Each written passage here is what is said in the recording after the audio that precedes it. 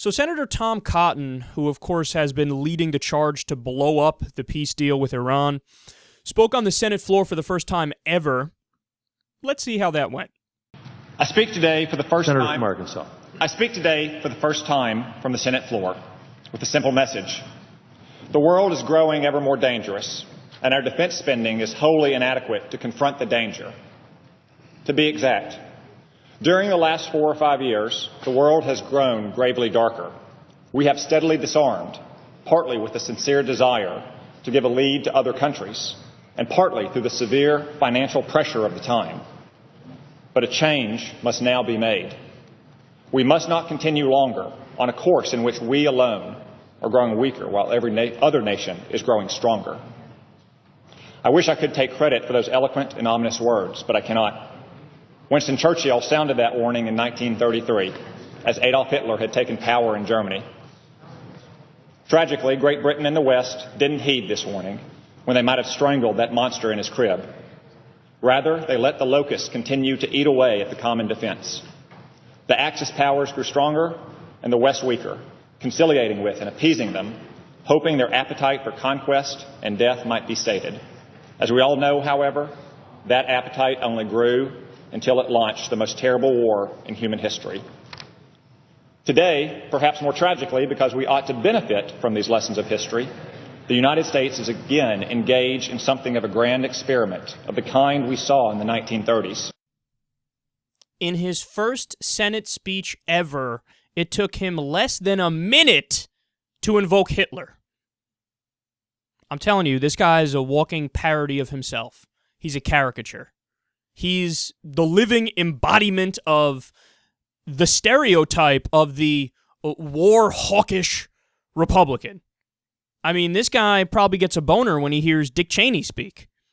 Remember, amidst all this fear-mongering that he's been doing over the Iran peace deal, this dude's been meeting with defense contractors. It was a big article about it the other day. Crooks and Liars reported on it, and others reported on it as well. So the powers that be in the military-industrial complex looked at this guy and they're like, yes, somebody who can push our agenda of more death and destruction and making more military equipment and making more money for us. Oh, it's a skinnier Dick Cheney. Oh, it's so great.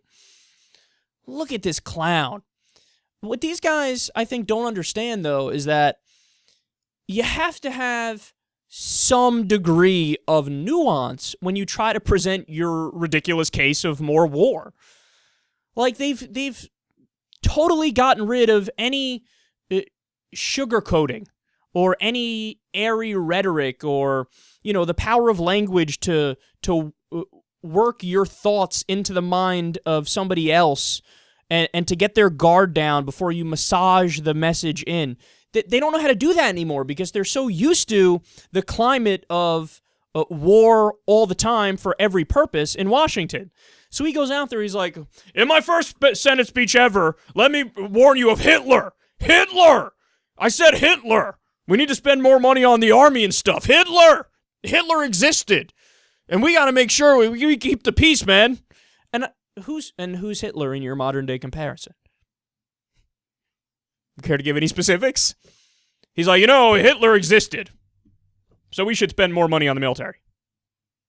By that argument, Hitler existed, so we should spend more on military. Well, can't every country use that argument? Except maybe Germany. But why? So if they were to do that in Iran, would you say, oh no, rock and roll? Hey, we're afraid of the new Hitler, you're afraid of the new Hitler. Go ahead, spend more. What if they did that in Venezuela? Would he support that? Hitler existed, let's spend, let Venezuela spend as much money on the military as they want. What if China did that? What if Russia did that? Russia doubled their military spending. It's cool, Hitler existed, so that's all right. Remember, it was the Russians who were most responsible for defeating Hitler. Remember that. Remember that. So if Russia did it, would he say, it's cool, guys, Hitler existed, let them, do as much military spending as they want? No, of course not. Of course not. And he doesn't even bother to give you an example of who's today's Hitler. North Korea is probably the closest example in reality of a Hitler Nazi-like regime, but he's definitely not talking about them. He's either talking about Iran, which is comical to compare them to Hitler, absolutely comical, or ISIS.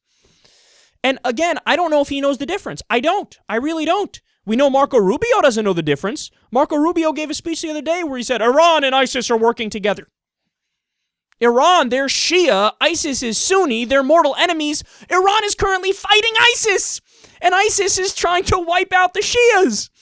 You have no idea what you're talking about, Marco Rubio. But does this guy know what he's talking about?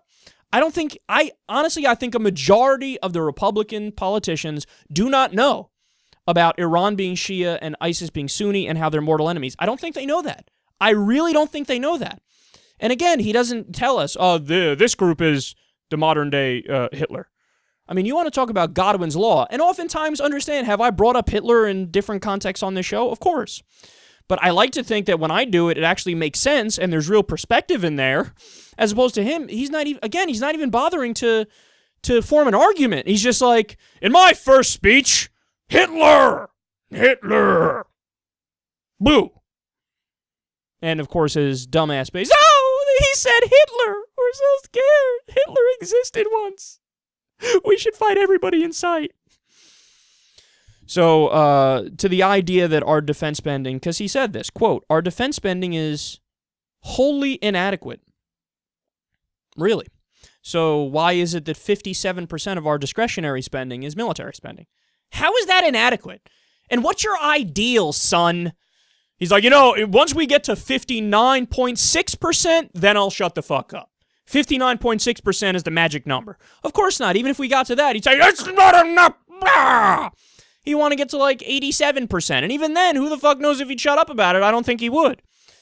So to me, that's way more than what we need, because oftentimes we end up going all over the world and killing innocent people, and then we breed hatred of America. That's why in a recent poll, America was ranked around the world as the #1 threat to peace. Wasn't Al-Qaeda, wasn't jihadists, wasn't North Korea. Isn't that insane? It was America. Why? Because North Korea, while they are Nazi-like and terrible, everything is localized in their area. Whereas America, we're spread out all over the place. And again, I'm just telling you what the poll said. I'm not making the comparison here. The poll said it. And it was a respected polling agency. I think it was Pew Research. So, again, this is stuff that he definitely doesn't understand. We also have 900 military bases around the world. That's not enough, right? So what do you want, 1,036? And then will you shut the fuck up? Again, I don't think he would. He'd probably just say it no matter what, because no matter what, America needs to spend more on the military. It's irrelevant what the actual facts are. And remember, America spends more than the next 14 or so countries combined on the military. And most of those countries are our allies. So we could cut our military spending in half and still lead the world in military spending by a lot. But is that his plan? No, his plan is spend more than what we're even spending right now because something, vagueness, Hitler.